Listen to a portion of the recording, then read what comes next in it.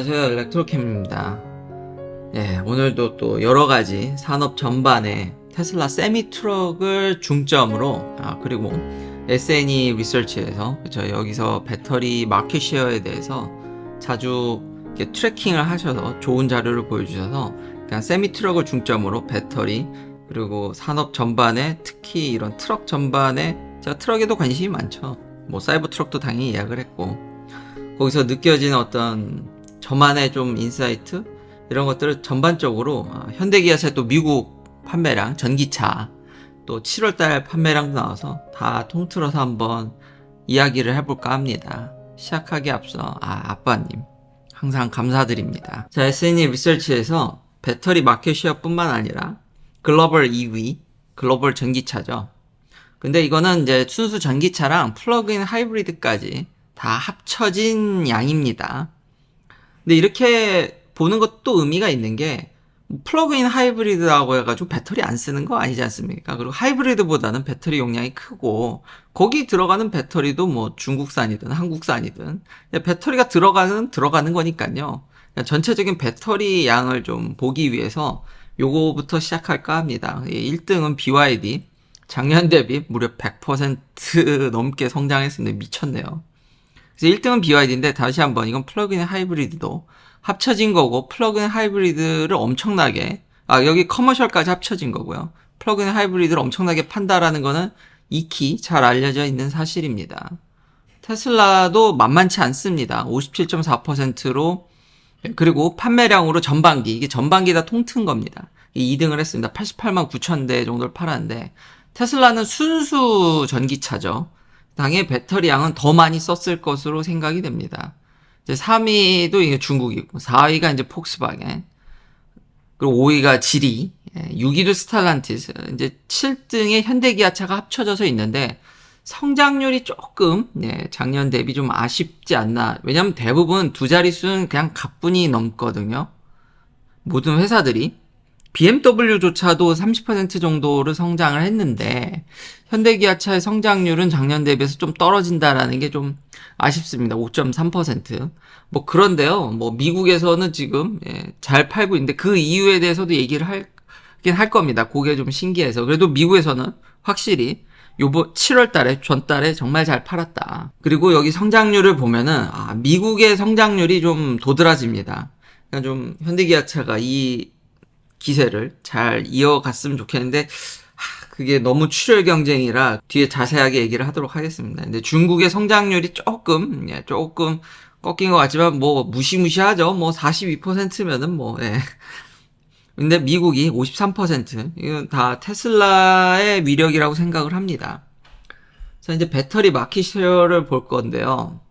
전기차가 지금 보면 아까 전 피규어에서도 그렇지만 엄청나게 확장 국면이고 전반기만 하더라도 작년 대비 이런 트렌드면 40% 넘기 때문에 뭐 그것에 힘입어서 모든 배터리 회사들이 팔았고 확장 국면에 있긴 한데 요게 좀 아쉽죠. 제가 예측한 대로 LG는 BYD도 이기에 힘들다라고 이미 옛날부터 이런 추세면은 좀 어렵다라는 얘기를 했는데 예측한 대로 그대로 제가 작년부터 얘기한 대로 그대로 가고 있습니다. 근데 요거는 이제 참고만 하시고 주식시장에는 이게 그렇게 막 바로 반영된다라든지 여러 가지 요인이 있지 않습니까? 그리고 저도 겸손해지는 기대감이라는. 근데 단지 배터리 마켓 쉐어가 떨어질 거라는 얘기는 제가 지속적으로 했고 떨어지고 있는 건 사실이니까요. 그렇지만 성장은 무려 LG 에너지솔루션이 무려 50%나 성장을 했기 때문에 이 국면에 이제 힘입어서 또 긍정적으로 볼 것도 있다. 뭐 중국 회사들은 당연히 하이니켈을 합니다. 안 하는 게 아닙니다. 요즘도 마치 이제 중국이 전량 LFP만 하는 줄 아는데 하이니켈을 하고 있고 많이 발전을 하고 있는데 그래도 여전히 핵심은 LFP죠. 그리고 제가 이제 좀 걱정을 하는 거는 여기 테슬라가 3랑 Y를 점점 이제 인산철로 완전히 그리고 인산철을 개선한 이제 망간을 첨부한 LMFP로 통해서 이게 너무 확대되는 게 이미 작년부터 너무 보여서 예, 저는 요 사실을 그냥 전달할 뿐입니다. 예, 그런 부분, 그러니까 1등 순수 전기차를 만든 1등 기업이 너무 중국하고 이게 짝짝꿍이 되면서 자꾸 공격적으로 CATL의 배터리를 예, 여전히 56%, BYD는 미쳤죠. 예, 100%. LG도 만만치 않은데 이 뒤에 중국, 이 위에 중국, 아래 중국 애들의 성장세가 너무 무섭죠. LG는 그런 대로 선방을 했는데 SK라든지 삼성의 성장 이것도 참 사실 대단한 거거든요. 그 주력이 이제 하이니켈이니까 이 정도만 하더라도 근데 파나소닉은 더 대단하긴 하군요.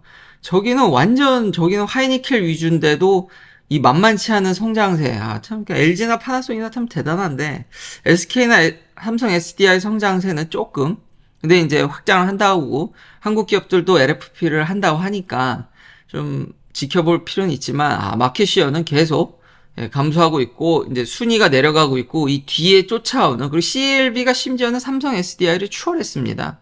이 중국 회사들의 위력이 이것도 제가 조심스럽게 얘기를 했던 거죠. 그러니까 IRA법이 있지만 산업을 너무 꽉 쥐고 있기 때문에 중국 친구들이 뭐 리파이닝은 뭐 다 해먹고 있죠. 예, 그렇기 때문에 그 위력에서 아직까지 벗어나지 못하고 있고 테슬라는 아예 대놓고 내년에 3랑 Y가 보조금이 반토막 날 확률이 그러니까 경쟁력이 참 대단한 거죠. 그래서 뒤에 제가 LCD TV도 얘기할까 하거든요. 그러니까 보조금을 미국에서 엄청나게 살포는 하지만 이 대규모 산업 위력이 좀 무섭다. 그래서 어떻게 트렌드가 변했나 이런 것도 봐보면 CATL과 BYD가 무시무시하죠. LG가 좀 소폭 감소하는 파나소닉은 많이 쭈그러들었고요. 근데 파나소닉은 뭐 테슬라를 붙들고 열심히 쭉쭉 가야겠죠. 그래서 이런 배터리 트렌드도 꼭 알아두셨으면 좋을 것 같습니다. 자, 다음은 테슬라 세미 트럭입니다. 이거 펩시가 먼저 주문을 받았죠. 여기서 펩시가 얼마 전에 이제 영상을 공개했는데 돌아다니고 있습니다. 펩시가 이미 테슬라 세미를 구매해서 그걸 돌아다닌 데이터들이라든지 영상 잘 디스플레이하고 있는데요. 결론은 진짜 잘 하고 있고 몇 가지 이제 알려진 사실과 조금 다른 게 있지만 디젤 트럭 대비 정말 효율이 좋은 디젤 트럭 대비 원가 절감을 비용을 굉장히 절감을 잘 하고 있다라는 겁니까? 실제 친환경적이고 효용 가치가 있다라는 거죠. 근데 이제 1메가와트급의 V4라고 알려져 있는데 실제 현재 충전을 하면은 750kW 이것도 근데 대단한 거죠. 지금 350에 2배가 넘습니다. 750kW를 지금 북미 최초로 전 세계 최초 아닐까요? 750kW 충전소를 이렇게 깔아대는 회사가 전 세계 최초입니다. 그러니까 테슬라가 진짜 대단한 거죠. 근데 여기 드라이버들의 인터뷰를 보면 뭐 2, 30분 내로 그러니까 5%에서 10% 밑에서 이제 95%까지 차는데 2, 30분밖에 안 걸렸다고 굉장히 빠른 거죠. 근데 여기 지금 영상에선 또 0에서 75% state of charge까지 가는데 한 45분? 이거 워낙 배터리 사이즈가 크다 보니까 배터리 상태 온도에 따라서 좀 편차가 있는 것으로도 보이고요. 그리고 아직은 펩시 말고는 이걸 왕창 쓰고 있는 회사가 없기 때문에 볼륨이 커져 봐야 알긴 알겠지만 뭐 최초의 750kW랑 이 정도 플릿으로 미국 내에서 회사가 제대로 쓰고 있는 거는 없습니다. 테슬라가 거의 유일무이하기 때문에 참 대단합니다.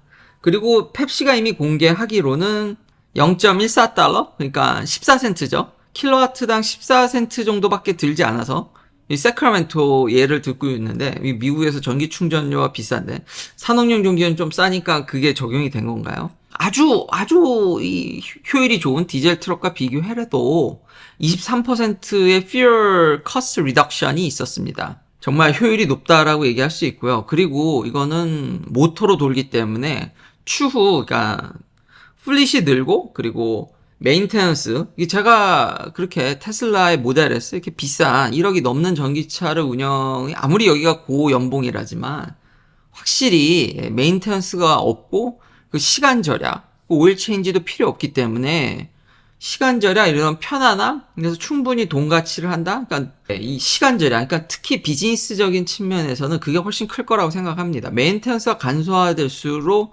기회비용이라든지 시간 싸움이기 때문에요. 이거는 앞으로 23%뿐만 아니라 이게 only fuel cost reduction만 나오고 있는데 수리면 수리 그런 오일 체인지라든지 여러 가지 시간 싸움이 있어서 물론 충전 시간이 더 있어야 되긴 하겠지만 여기 보면은 주행거리도 500마일도 거뜬히 가능하다고 얘기를 하고 있고요.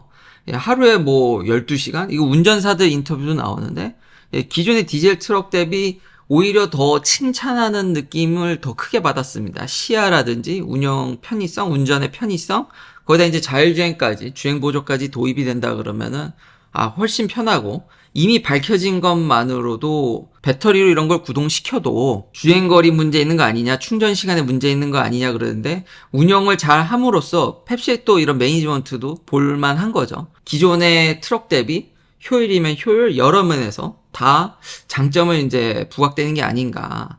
그러니까 이게 더 이제 아직 발전 중이니까요. 더 나아지면은 더 좋을 것으로 예상이 됩니다. 그리고 지금 공해에 있어서도 이미 자동차는 많은 규제를 받아서 그렇게 휘발유 차들이 특히 미국 휘발유차 위주죠.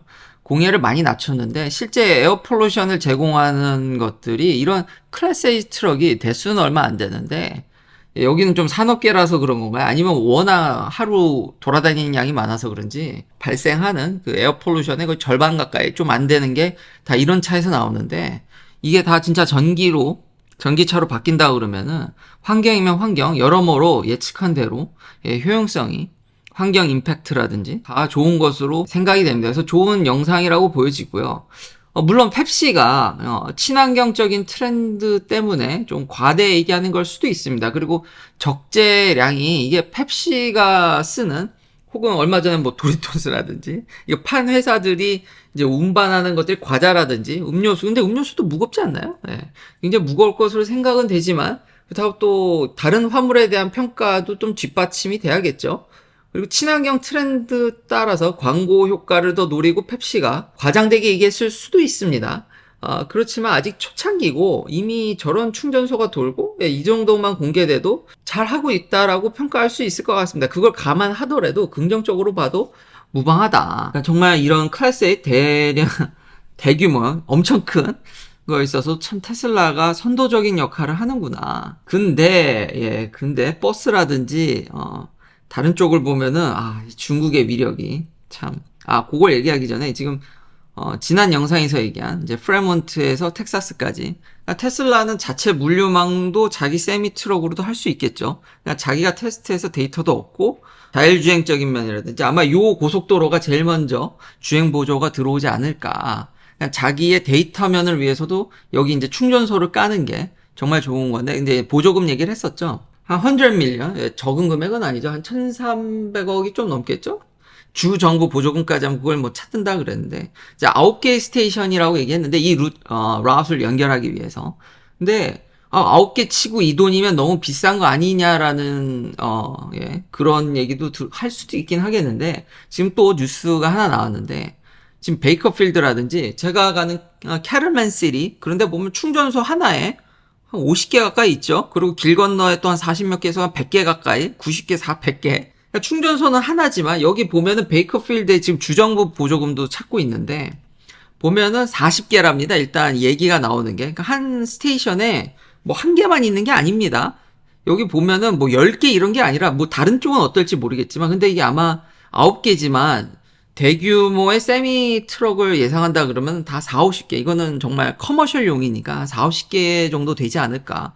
그러면은 속도도 생각을 해보면 V4 750 1메가와트 거기다 이 정도 스토리면은 이 정도 보조금을 규모나 그리고 이건 테슬라만 챙겨준다기보다는 원래 캘리포니아도 클래스 A 트럭에 어마무시한 보조금이 살포되고 있다고 제가 과거에 얘기를 했습니다. 근데 그거를 가져가질 못했죠. 테슬라도 대규모로 만들질 못했고 많은 회사들이 다 몇 대씩만 만들었기 때문에 그게 잘 안 되는데 본격적으로 테슬라가 보조금의 엄청난 수혜를 이게 미국이 테슬라를 키워준다기보다는 이 규모로 이제 할 수 있는 회사가 지금 얘밖에 없기 때문에요.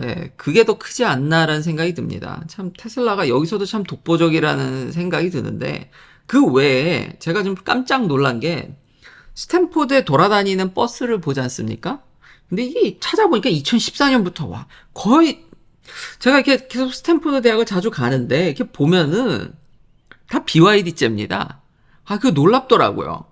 그러니까 미중 갈등인데 여기 대학에 돌아다니는 전기 버스는 한두 대가 아닙니다. 제가 항상 보는 것마다 다 BYD더라고요. 그래서 이제 며칠 전 기사를 찾아보니까 무려 133%이 이게 맞습니까?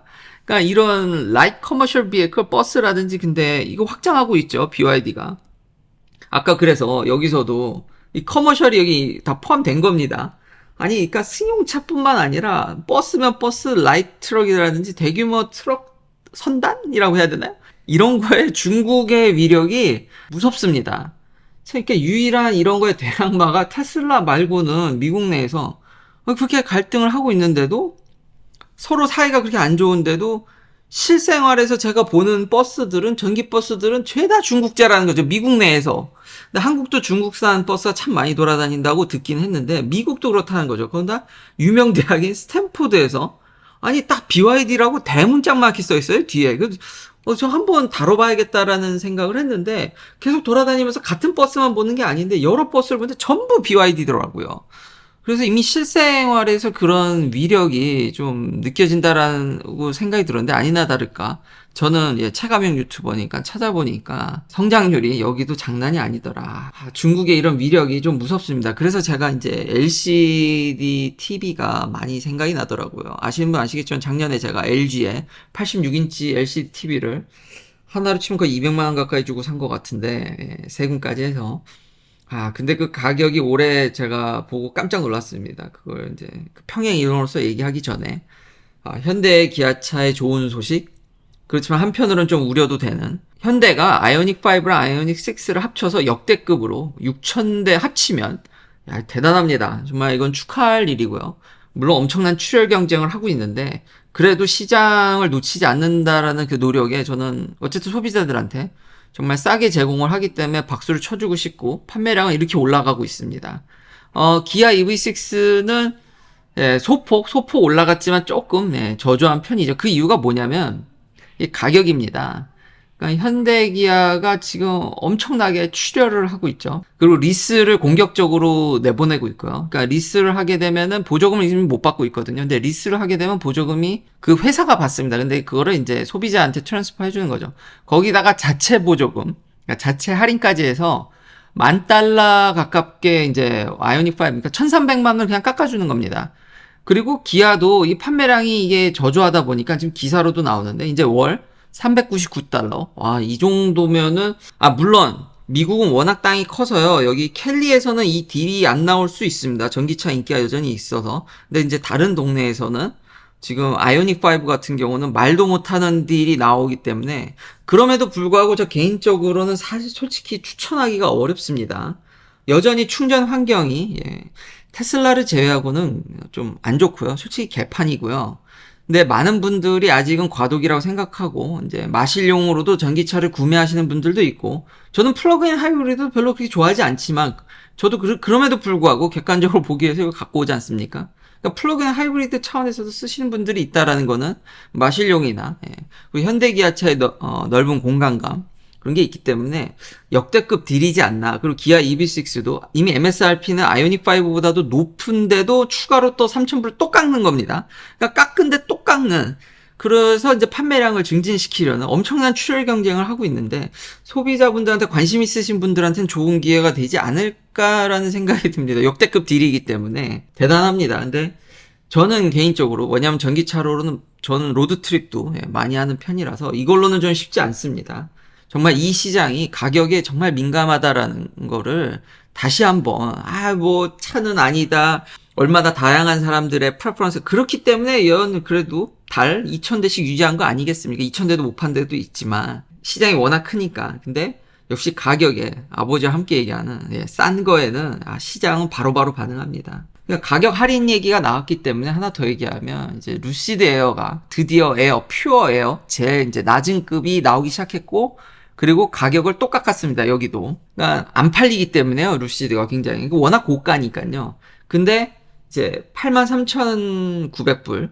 근데 이제 400마일대. 그러니까 모델 S랑 좀 비슷하죠. 제일 낮은 급. 여기도 이제 휠 사이즈는 인치업 하면은 좀 주행거리가 줄긴 합니다. 그래도 400마일대. 그래서 모델 S보다도 더 저렴합니다. 심지어는 이제.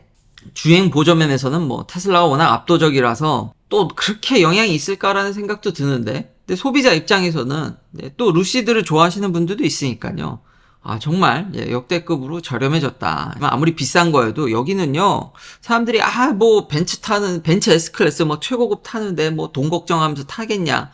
근데 심심치 않게요. 저 과거에 그 모델 S 볼 때 뭐 벤츠 S나 이런 것도 그러니까 그 비슷한 가격대니까 그 보면은 10만 불 넘는 차들 이렇게 보면은 그런 사람들이 돈을 안 보고 한다? 근데 여기는요, 진짜 뭐 벤츠도 10,000불 이상 깎아주고, 글쎄요, 한 롤스로이스 정도 돼야 가격과 무관하게 가지 않을까. 람보르기니도 심심치 않게 그런, 그냥 카더라로. 근데 확실히 벤츠는 S클래스 최고급 AMG도 몇만 불씩 깎아주는 게 딜러에서 허다합니다. 안 팔리면요, 여기는 최고급이고 나발이고, 몇만 불씩 할인이 그냥 들어가는 동네입니다.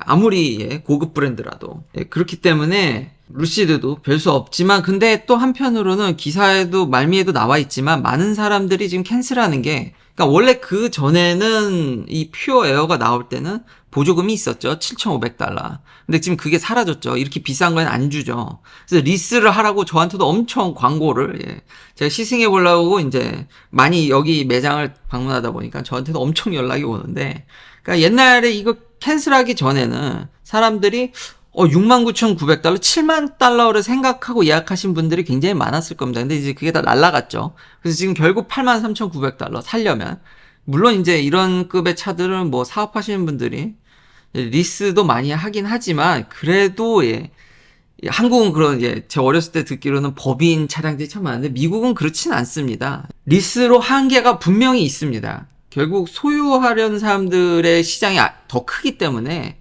그래서 캔슬이 많이 나오지 않나, 그래서 이렇게 더 할인하지 않나, 이런 가격 할인 여파를 좀 보게 됐습니다. 그리고 테슬라도 가격 할인은 전혀 없는데요, 그 인벤토리의 데모 차량 S나 X, 그래서 저도 자꾸 또 쿰쩍쿰쩍하게 하는데, 그런 인벤토리에 있는 차량은 바로 픽업도 가능할 뿐더러, 물론 좀 데모지만 거의 그래도 잘 찾아보면 드물게 새 차 같은 건데 그런 애들은 빨리빨리 나가더라고요. 근데 인벤토리를 보시면 미리 만들어 놓고 디스플레이 된 차들은 상당 부분 또 할인을 해주니까 또 그것도 굿딜이 되지 않을까라는 생각이 듭니다. 이렇게 전반적인 시장을 보면서 제가 느낀 게, 특히 이제 배터리 부분에 있어서 그리고 가격적인 면들 오늘 다뤄본 그런 걸 느끼면서 참 LCD TV가 많이 생각이 나더라고요.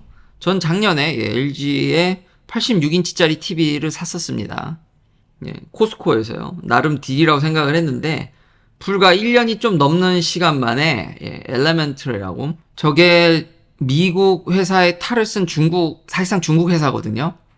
86인치 TV를 800달러에 세일을 하더라고요. 내가 그러니까 TV가 그래도 저렇게 큰 TV는 그래도 한국 회사들이 꽤 오래 유지해주지 않을까라는 생각을 했는데, 뭐 무참히 1년 좀 넘는 시간 만에 내가 86인치 TV를 왜 200만 원 가까이 주고 왜 물론 한국 TV가 좀 화질면에 있어서, 그러니까 한국 회사들은 올레드로 많이 가고 있죠. 이게요, 대놓고 두 개를 놓고 비교를 해보면요, 올레드가 훨씬 좋습니다. 그 맞긴 한데요, LCD TV에 들어가는 칩들도 HDR 기능이라든지 이런 게 너무 좋아져서 대놓고 비교를 하지 않으면요, LCD TV 화질도 만만치 않고 중국 회사들의 화질도 그러니까 만만치 않다라는 얘기죠.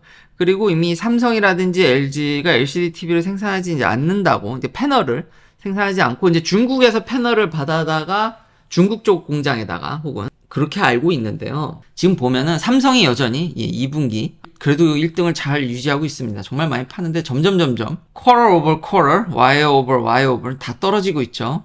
그리고 하이센스가 턱밑까지 쫓아왔고요. 3위는 TCL이고 그 다음이 LG입니다. 좀 그렇더라고요. 이것도 뭔가 배터리화되는, LCD보다 OLED가 더 얇고 디자인상으로도 더 멋있고 화질도 좋긴 하지만 가격이 어마무시하게 비싸죠. 이 흡사 하이니켈과 인산철 배터리의 싸움을 보는 게 너무 겹쳐 보여서, 뭐 이미 더군다나 이 TV의 대부분은 어디서 패널을 갖고 오나 지난 분기 1분기에 이제 데이터가 상세히 나온 걸 봤는데, 뭐 삼성도 거의 다 중국제 패널이더라고요. 이 여러 가지 패널 회사들이 있는데, 그리고 이미 중국 회사들의 엄청난 약진? 너무 배터리랑 오버랩이 된다라는 겁니다. 그러니까 OLED가 좋은 건 알겠는데 너무 비싸고 아직까지, 그리고 화질의 어떤 개선보다는 더 큰 사이즈에 저렴하지만 더 큰 화면이 주는 몰입감도 있다라는 겁니다. 화질을 올리는 것도 중요하지만 큰 화면에서 주는 몰입감? 그리고 좀 더 두꺼운 거거든요. 근데 미국은 대부분 싱글 하우스라든지 공간에 대한 한국같이 아파트라면은 이게 좀 그나마 그래도 좀 의미가 있을 수도 있는데 미국에서는 그 정도 두께는 올레드나 저기 LCD 두께나 꼭 몇 센치 차이 나는 거 아닙니까? 잘해야 10cm? 근데 그 정도는 전혀 영향이 없다고 보여지고요. 전혀 가정용으로 쓰기에는. 그리고 더군다나 디자인도 좀 이렇게 중국 회사들도 나아지고 있고, 이제 들려오는 얘기가 중국도 올레드에 대한 이제 증착, 이베퍼레이션, 증착해서 스태킹하는 기술들이 점차 올라오고 있고, 특히 대면적에 있어서 아직은 근데 확실히 한국 회사들 대비해서 확실히 딸립니다. 그건 확실한데 참 이 TV 시장도 참 삼성이 정말 몇십 년을 정말 북미에서도 정말 부동의 1위를 지켰는데 이게 서서히 무너지는 게 아닌가라는 조심스러운 모습이 너무 이 배터리 모습과 너무 겹쳐 보여서 화질도 좋고 기술력, 디자인 면에서 좋은 건 알겠지만 그게 시장에 먹히냐라는 거죠.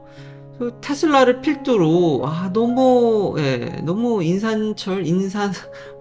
LMFP 망간을 첨가해서 개선된 것까지 나오니까 이게 너무 이 주력 회사 1등 회사가 중국으로 턴하는 것에 대한 좀 두려움, 그리고 이런 TV 시장에서도 이 $800 이 제가 왜 200 참 이런 단 1년 만에도 이렇게 가격이 붕괴되고 이런 시장 상황을 전반적으로 보면서 너무 겹쳐 보여서 한번 이런 평행이론도 이야기를 해봤습니다. 긴 영상 시청해주셔서 감사합니다. 다음도 테슬라 관련 이야기들로 찾아뵙겠습니다.